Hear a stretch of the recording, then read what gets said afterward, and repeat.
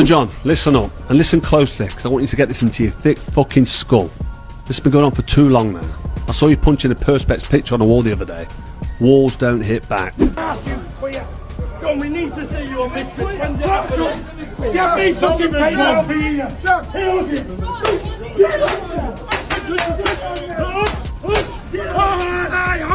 I don't give a fuck. I ain't got fucking back. For most of this ongoing back and forth, Carl Froch has remained calm and composed, appearing on camera to explain his position, presenting his arguments directly, and allowing the signed agreement to do most of the talking. However, the tone has now changed dramatically.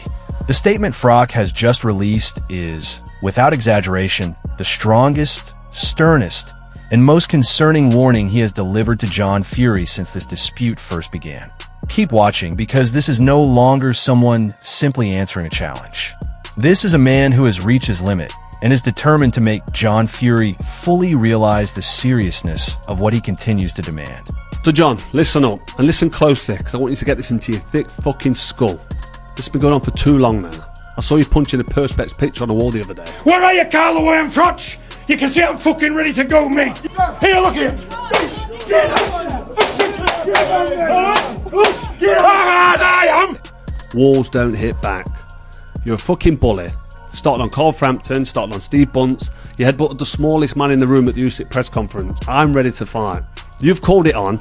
Make this fight between me and the coward, the embarrassment to Nottingham, Carl Froch. I'm answering. I'm ready for you. Sign the fucking contract or shut the fuck. To understand how things reached this point, let's quickly go over the background. Carl Froch is now 48 years old, a former unified super middleweight champion and an inductee into the International Boxing Hall of Fame. He stepped away from professional boxing in 2014, ending his career with a memorable knockout victory over George Groves before a crowd of 80,000 at Wembley Stadium, a night many still regard as one of British boxing's greatest events. Since retiring, he has focused on media work and his YouTube platform. Meanwhile, John Fury, now 61 and best known as the father of Tyson and Tommy Fury, has spent much of the year repeatedly bringing Froch into the spotlight through public challenges, verbal attacks, chaotic press appearances, backstage confrontations, aggressive outbursts, and constant shouting. Froch's name seemed to follow him everywhere, even at events where Froch was nowhere to be found. The entire spectacle quickly gathered momentum. It took fucking 20 minutes to hold me back. When I hear you fucking win, I'll push them super middleweight beats up your fucking ass. I'll push them super middleweight beats up your fucking ass, you queer. John, we need to see you on Misfits. When's it happening? Get me fucking paid out for you. Hey, look here. I am. I don't give a fuck. I ain't got fucking bad hands. Oh, John, which way, mate? Hey, Guys, come in there, mate. Turn all forward, mate. Come on that way for me now. John. fight me, don't talk now. Guys, let's all go back that way. Simple. Go.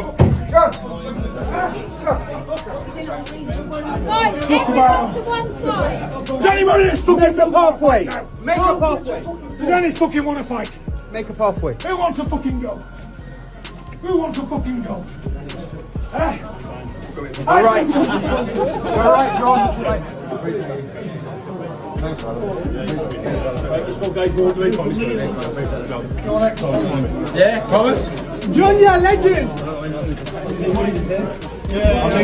Throughout all of this, Froch has remained consistent in how he answers. His responses have been composed, direct, and supported by evidence. The message never really changed: sign the agreement or stop talking. He repeatedly labeled John as a bully and reminded everyone that punching walls is very different from facing a real opponent. Every statement seemed carefully crafted, each remark designed to reinforce Froch's view that John thrives on attention and confrontation, but becomes absent whenever an actual contract is placed in front of him. Yet now the atmosphere feels different.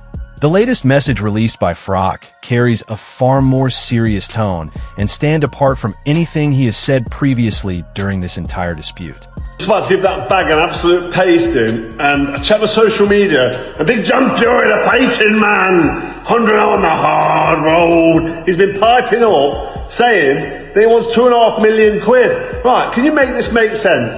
1 minute he wants to give the money to charity. He don't need the money. He's a humble man. He doesn't need money to live. He lives a simple life. He gets offered £1.5 million for charity, he said, but now he wants £2.5 million. £2.5 million.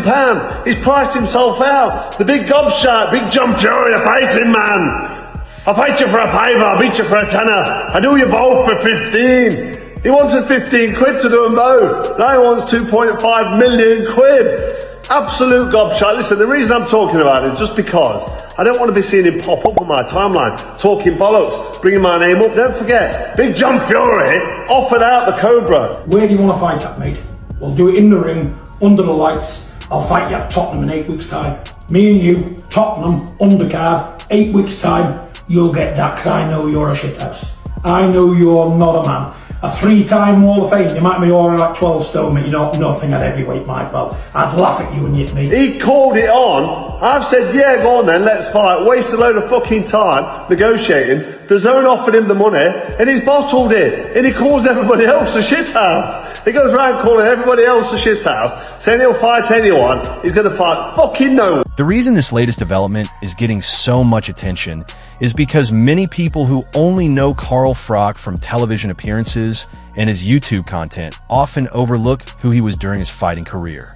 This is someone who spent more than 10 years competing against the very best in professional boxing. He wasn't merely a world-level contender. He built a reputation in some of the toughest battles the sport could offer. He was dropped, hurt, tested under pressure, and still found ways to recover and win. He defeated Mikkel Kessler twice, shared the ring with Andre Ward, and after suffering a defeat against George Groves in front of a massive Wembley crowd, returned to stop him emphatically in their rematch. The fighter who built that legacy, the man who spent decades embracing difficult challenges and never shying away from confrontation, has largely remained hidden behind the composed interviews and carefully delivered responses seen throughout this feud. According to those following the situation closely, that side of Froch is now becoming much more visible. The warning he recently delivered is reportedly being viewed as his strongest and clearest declaration yet during this ongoing dispute. Observers describe it as something far beyond another reply to a public challenge. Instead, it is being portrayed as a direct message about the reality John Fury could face if a fight were ever to take place. Sources familiar with the atmosphere surrounding the situation claim the tone was noticeably different from anything Froch has expressed previously. This was not the version of Froch calmly discussing past incidents or breaking down Fury's behavior. This felt more like the competitor who stood across from a lead opposition and continued pressing forward regardless of the circumstances. Those are two completely different versions of the same man. Former world champion Tony Bellew, who has consistently criticized John Fury's conduct throughout this saga, echoed what many people seem to be thinking. The belief among some observers is that if Fury were to enter a ring against a highly motivated Carl Froch, the experience would bear little resemblance to the loud confrontations, heated speeches, and dramatic scenes that have become familiar outside the ropes. Inside a boxing ring, they argue, the reality would be very different and not necessarily in Fury's favor. What makes this situation even more interesting is the possibility that Fury's approach may have produced the exact outcome he was hoping to avoid. Much of his public strategy appeared centered around applying pressure, creating constant noise, and attempting to get under Froch's skin. For months, Froch answered with calm responses, references to contracts, and measured remarks. However, that dynamic now seems to have shifted. Rather than unsettling Froch, some believe it has created a version of him that is fully engaged, emotionally invested, and increasingly determined. The agreement remains available. The warning has already been delivered, and after months of public theatrics, financial demands, and headline-grabbing incidents, the next decision appears to rest with John Fury. The question now is whether he is truly prepared for whatever follows from here. Some 2.5 million sterling didn't come back to me. He offered me £1 million. Time I paid tax and everybody else. It's not enough. It's not enough, mate. That makes sense. Not enough. I don't need money. You know, what I do need, and what I do know, is my worth. You've seen tonight. You've seen tonight. For a man who's just a father, I bring a lot of attention and eyes. I've got to say it myself. You know why? Because I bring different stuff to the game. You do? Bring different stuff. I'll do anything, I'll say anything, and no one knows what I'm going to do. Let me know your thoughts in the comments. Do you believe John Fury will eventually put his name on the agreement? And if he does, will he genuinely step into the ring once he fully understands a challenge standing across from him? Share your prediction below and tell us how you think this entire situation plays out if it finally reaches that stage.